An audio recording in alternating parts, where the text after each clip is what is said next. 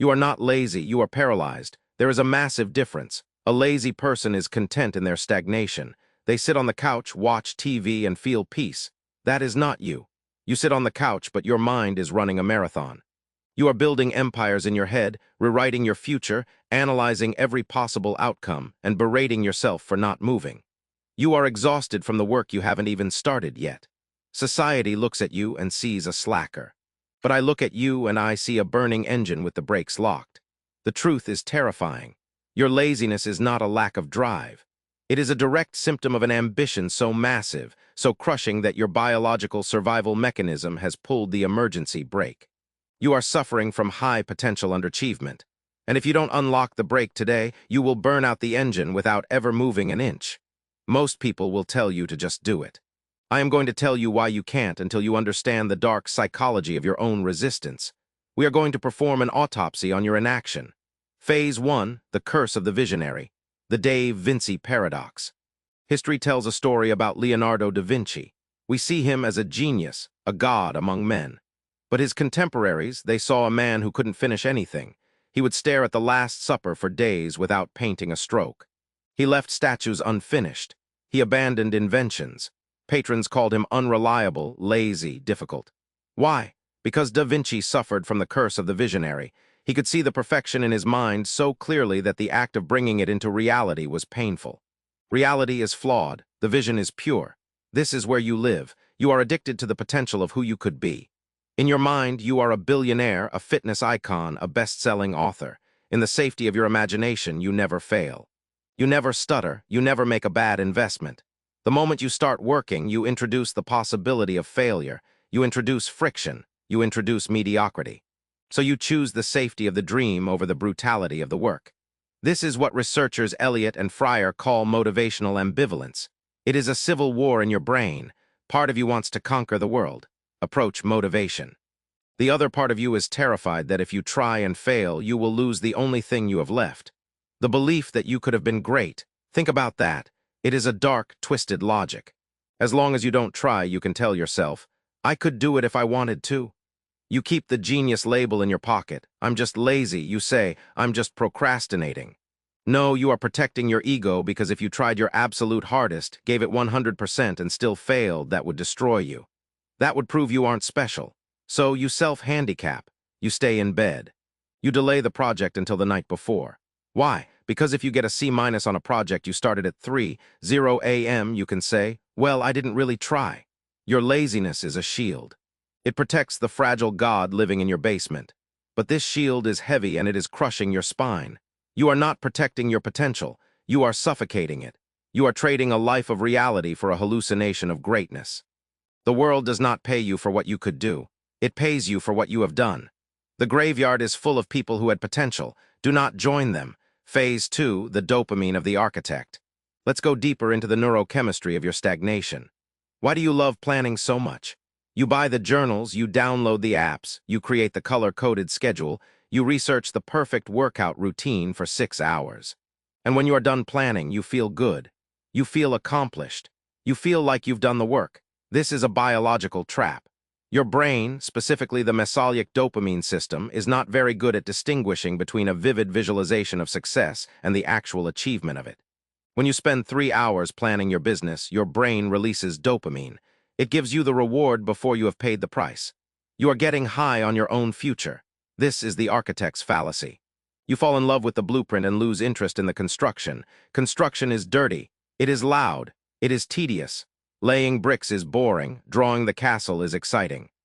Laziness for the ambitious person is often just an addiction to the high of the idea phase. You are a junkie for the start. I see this in you. You have 5 half-started businesses, 3 half-written books, a dozen saved YouTube playlists on how to code. You consume how-to content like it is pornography. It makes you feel productive. It makes you feel like you are moving, but you are stationary. You are running on a treadmill, sweating, panting, exhausting yourself, but the scenery never changes. Real ambition is boring. I need you to understand this. Real ambition is not a montage set to high-tempo music. Real ambition is sitting in a quiet room doing a task you hate for the 1000th time because it is necessary. The lazy, ambitious person craves the montage. They want the highlight reel without the practice footage. You must detox from the dopamine of planning. Stop researching. Stop optimizing. Stop waiting for the perfect tool. The perfect tool is a myth invented by procrastinators to justify their fear. The amateur waits for the $300 running shoes before he jogs. The professional runs barefoot if he has to. If you find yourself researching the best way to do something for more than 30 minutes, you are not researching. You are hiding. You are looking for a guarantee. You want a map that shows a path with no monsters. That map does not exist. The only way to find the path is to walk into the dark and bump into the trees. You will get bruised. Good bruises are data. Planning is just theory. Phase 3, the freeze response, trauma of the gifted. We need to address the childhood root of this. Many of you were gifted children. You were told you were smart. You breezed through early school. You didn't have to study. Success came easy. This sounds like a blessing, but it was a curse. You never learned the muscle of struggle. For the average kid, math was hard. They had to study, fail, cry, and try again. They learned that effort equals results. You didn't study, and you got an A. You learned that talent equals results. Then you grew up. The problems got harder. The competition got fiercer. Suddenly, your raw talent wasn't enough. You actually had to try, but you were terrified, because if you have to try, it means you aren't a natural anymore. So you froze. This is the high-potential freeze response. It is a trauma response. Your nervous system perceives a difficult task not as a challenge, but as a threat to your identity. If I can't do it perfectly and easily, I am a fraud. So you procrastinate, you delay, you distract yourself with video games, scrolling, or low-value tasks. This is not laziness. This is fear. You are a deer in the headlights of your own life. The car is coming. The deadlines, the bills, the wasted years, and you are staring at it, muscles locked, unable to move. Stephen Pressfield in The War of Art calls this resistance. But let's look at it through the lens of biology. Your body is trying to keep you safe. Safe from judgment, safe from the pain of effort, safe from the death of your ego. But this safety is a coffin. You are burying yourself alive to avoid getting a paper cut. You look at others, people you know are less intelligent than you, less talented than you, and you see them succeeding.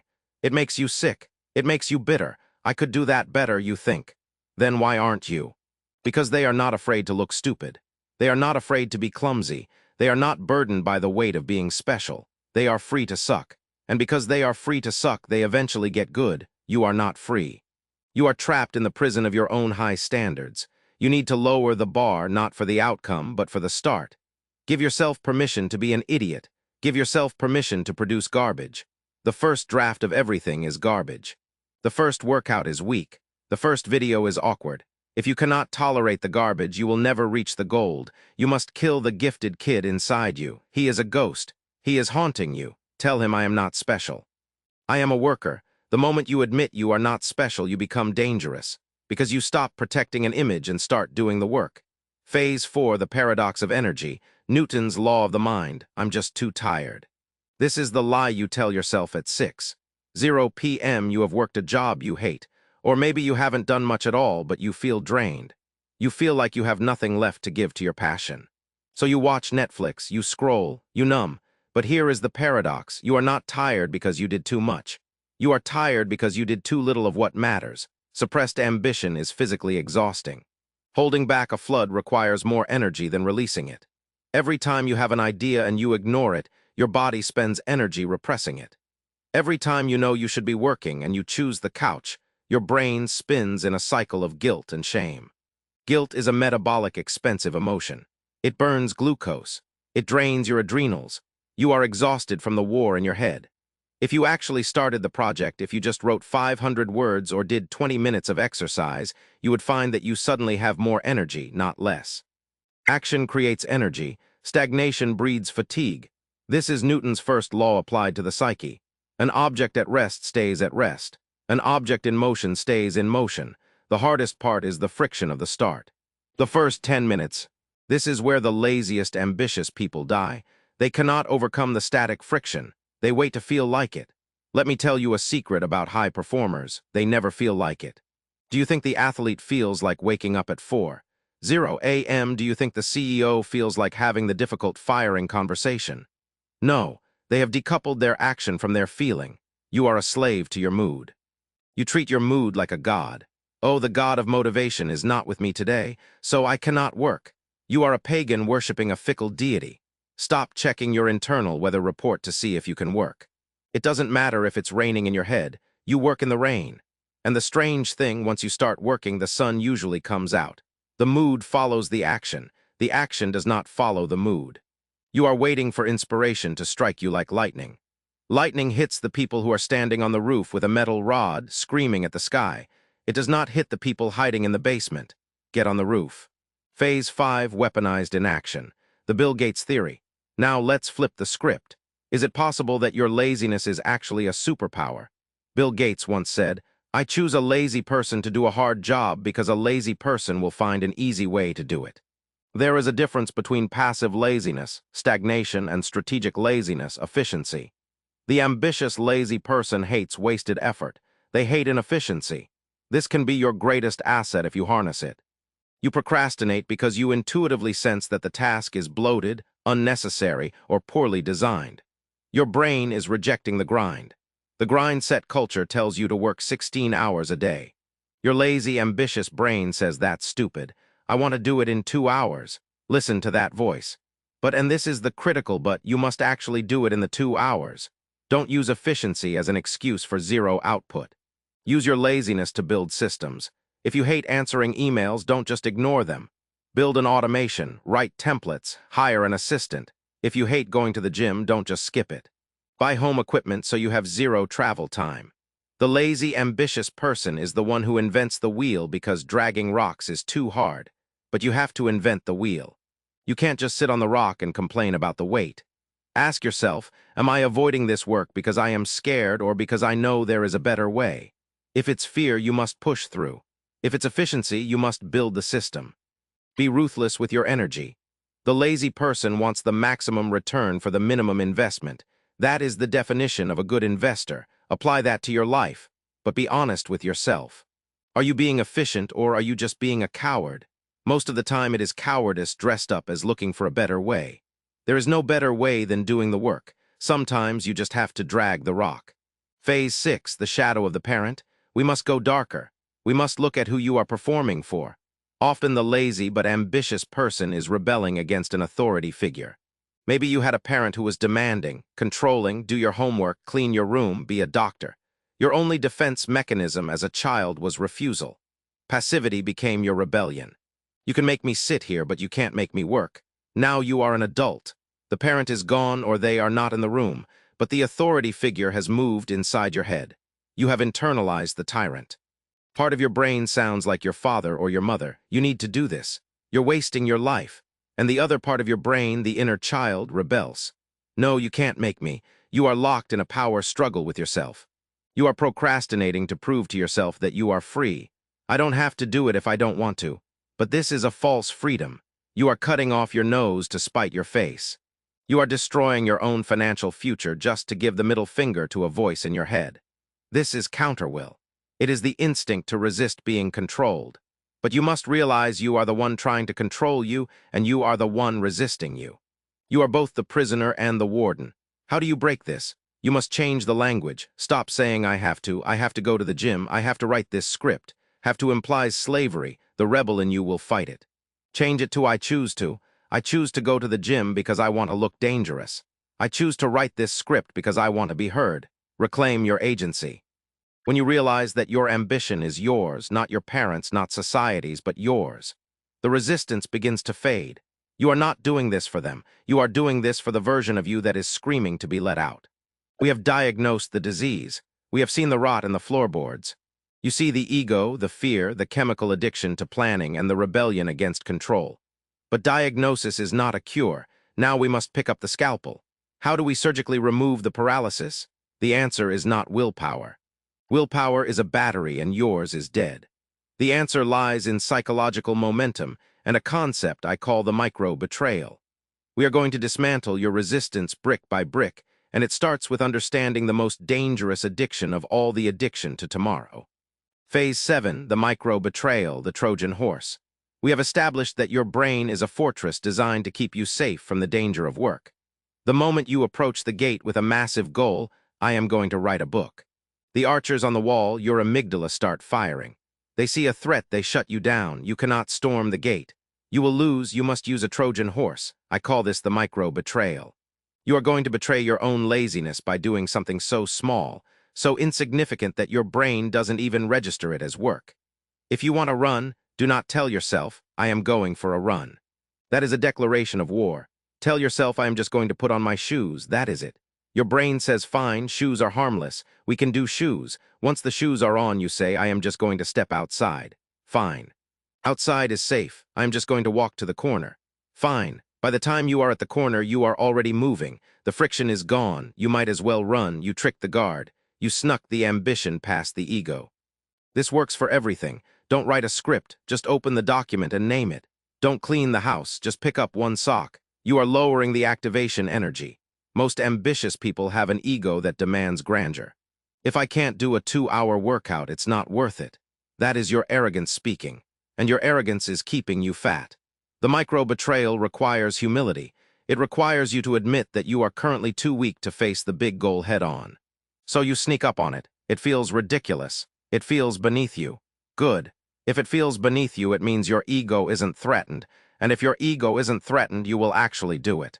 Do not underestimate the power of starting small. An avalanche starts with a snowflake. A forest fire starts with a spark. Your empire starts with one sock. Phase 8, the 2-minute lie, physics of the mind.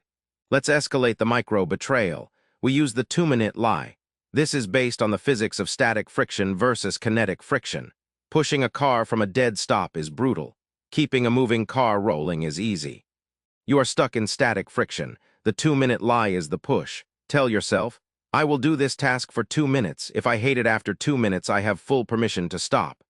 This is a lie, but it is a useful one. You are giving your brain an escape hatch. The panic subsides because you are not committing to a prison sentence. You are committing to a commercial break. Here is what happens. You start. You write for 2 minutes. You clean for 2 minutes. And then a strange phenomenon occurs. The Zeigarnik effect kicks in. The Zeigarnik effect is a psychological principle that states the human brain hates unfinished tasks. It creates cognitive tension. Once you open the loop, your brain wants to close it. Stopping after 2 minutes becomes harder than continuing. You have tricked your biology into working for you instead of against you. But you must be willing to actually stop. If you truly hate it after 2 minutes, stop. Trust the deal. Because if you violate the deal, your brain won't believe you next time. But 95% of the time, you won't stop. You will look at the clock, realize 20 minutes have passed, and you will be in the flow. The flow state is not a magical gift from the gods. It is a biological reward for overcoming friction. You cannot think your way into flow. You can only act your way into it. Stop waiting for the water to get warm. Jump in. The shock lasts a second. The swim lasts a lifetime. Phase 9, the death of tomorrow. Temporal discounting. I'll do it tomorrow. This is the most dangerous sentence in the human language. Tomorrow is a drug. It is a sedative. When you say, I'll do it tomorrow, your brain gets a hit of relief. The anxiety of the task vanishes. You feel lighter. You feel responsible. Look at me, I have a plan, but you didn't solve the problem. You just displaced the pain. You outsourced the suffering to your future self. Psychologically, we view our future self as a stranger. fMRI scans show that when we think about our future selves, the same parts of the brain light up as when we think about a celebrity or a random person on the street. You don't care about future you. You would happily throw future you under the bus to make present. You feel comfortable. But here is the grim reality. Tomorrow does not exist. Tomorrow is a conceptual hallucination. You will never live in tomorrow. When it arrives, it will be today. And today you will still be tired, still be scared, and still be lazy. If you cannot do it today, you will not do it tomorrow. Because the person you are today is the person you will be tomorrow. Unless you interrupt the pattern now, you must kill the concept of tomorrow. There is only now and never. If you catch yourself saying, I'll do it later, translate that immediately to I am never going to do it. I'll write the book later means I will never write the book. I'll fix my diet on Monday means I will stay unhealthy forever.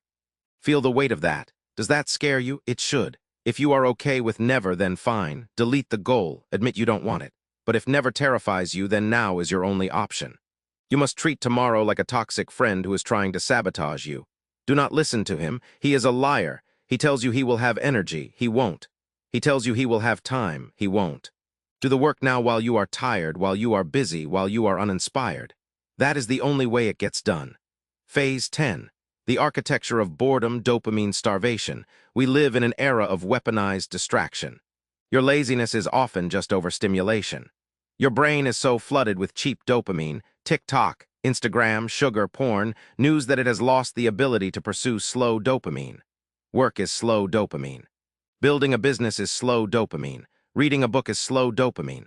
Compared to a 15-second viral video, writing an essay feels like torture. Of course, you are lazy. You are a diabetic in a candy store trying to eat broccoli. You don't need motivation. You need starvation. You need to bore yourself back to life. If I lock you in an empty room with nothing but a pen and paper for 24 hours, you will eventually write. Not because you are inspired, but because you are bored out of your mind. Writing becomes more interesting than staring at the wall. You must replicate this environment. Create a low dopamine zone. When you need to work, remove the phone, remove the music, remove the snacks. Make the work the most exciting thing in the room by making the room incredibly boring. This is dopamine fasting applied to productivity. When you starve the brain of cheap thrills, it becomes desperate for engagement. It will latch on to anything, even the boring work you have been avoiding. You are not lazy, you are just entertained. Kill the entertainment and the ambition will return. The ambition is the hunger. The entertainment is the junk food. Stop snacking and you will finally be hungry enough to hunt. Phase 11, the bad draft, killing perfectionism. Perfectionism is the mother of procrastination.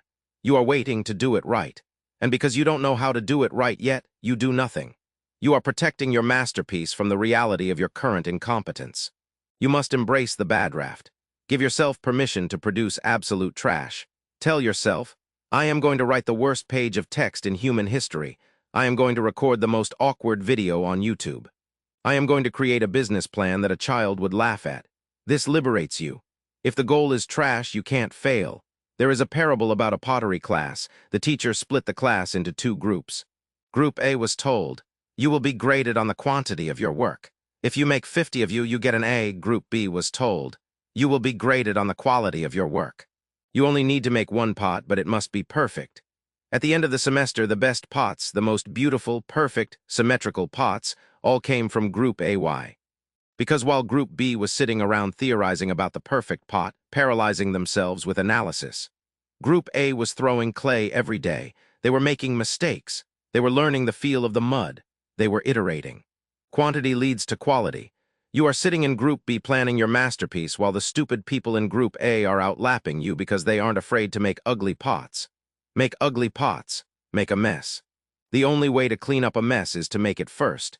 You cannot edit a blank page. You cannot optimize a business that doesn't exist. Be prolific, not perfect. Perfection is a luxury for the person who has already done the work. You haven't earned the right to be a perfectionist yet. You are a bricklayer. Lay the bricks. You can paint the wall later. We have dissected your mind. We have seen the fear masked as laziness, the ego masked as high standards, the dopamine addiction masked as research. Now you have a choice. You can click off this video, feel a momentary spike of motivation, and go back to your tomorrow. You can continue to be the smartest person in the room who never actually does anything. You can continue to hold on to your potential like a security blanket, comforting yourself with the lie that you could be great if you tried.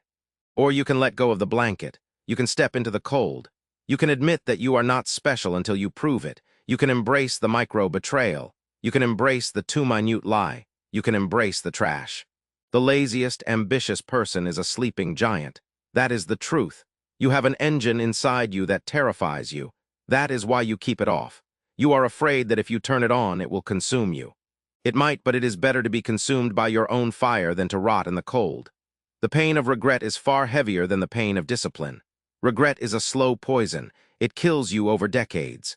Discipline is a sharp pain. It hurts for a moment and then it heals. You have been holding your breath your entire life, waiting for the right moment to exhale. There is no right moment. There is only this moment.